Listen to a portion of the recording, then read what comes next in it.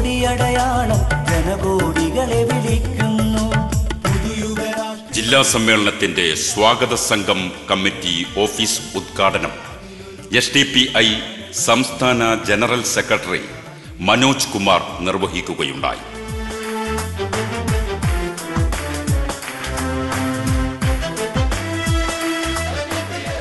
SDPI ജില്ലാ സമ്മേളനത്തിന് April 19 രാവിലെ 10 മണിക്ക് ജില്ലാ പ്രസിഡന്റ് സഫീർ മുഹമ്മദ് പതാക ഉയർത്തിക്കൊണ്ട് സമാരംഭം കുറിക്കുകയുണ്ടായി.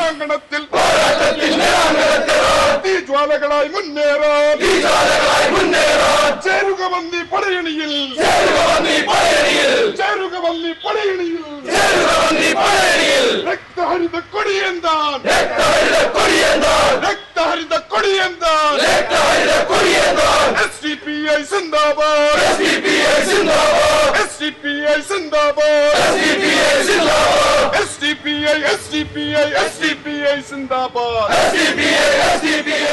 തുടർന്ന് പ്രതിനിധി സമ്മേളനം.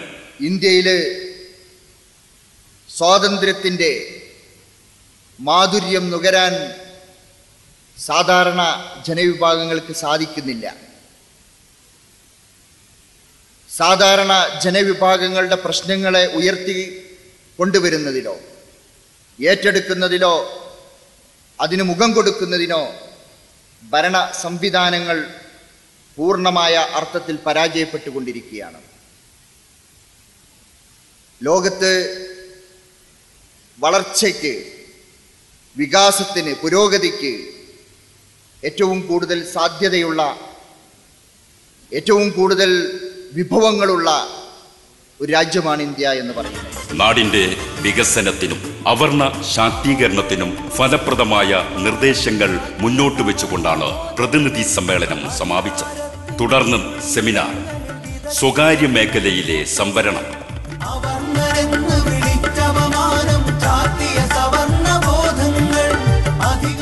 സ്വകാര്യ മേഖലയിലെ സംവരണം എന്ന